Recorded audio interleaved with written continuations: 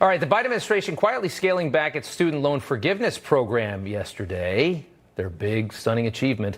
In a big move, the Department of Education excluding borrowers who took out federal student loans years ago, stating as of September 29, 2022, borrowers with federal student loans not held by the Education Department cannot obtain one-time debt relief by consolidating those loans into direct loans. That means privately held federal student loans had to be consolidated before yesterday in order to be eligible for the debt relief. At least 770,000 borrowers could be impacted by this.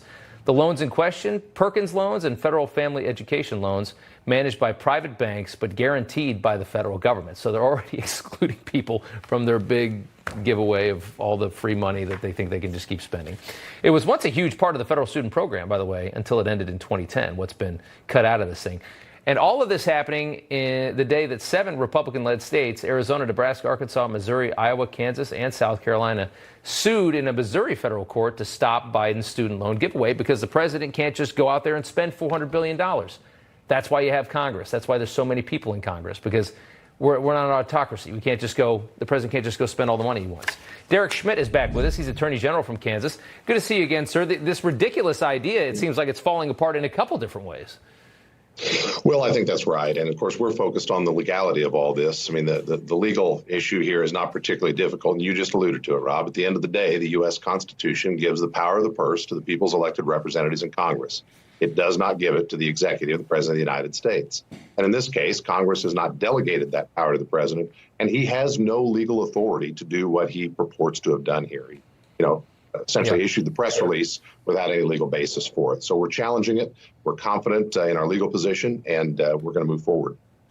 The CBO is now estimating Biden's plan is going to cost $400 billion, like I just said, and that's probably on the low end, you would assume. We're hoping that it's $0, and I'm just curious, how confident are you in this suit? You've got this suit. We're all really hoping that it can pull this off, but it's just, I don't know. I think a lot of people just are resigned to the idea that, yep, Biden's going to do this thing and it's done.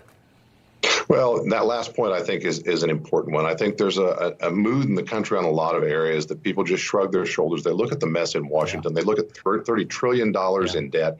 They look at the debacle that is the Biden administration, and they just say, well, what can I do? Well, the answer is we can stand up and we can fight back, and that's exactly what we're doing. The Constitution still matters, and so does the rule of law. Pandemic does not create an exception to either the Constitution or the requirement of public officials to follow the law. And in this case, the president's simply on flimsy legal ground. Look, if there's a desire to give this loan forgiveness, that's a policy debate Congress can have. But this president does not have the ability to wave a wand and simply give away $400 billion in taxpayer money. Doesn't. Keep up the good fight, my friend. We appreciate it. And I trust you because you have a fantastic last name. Derek Schmidt. Thank you so much. Good to see you. Thanks, Rob. All right.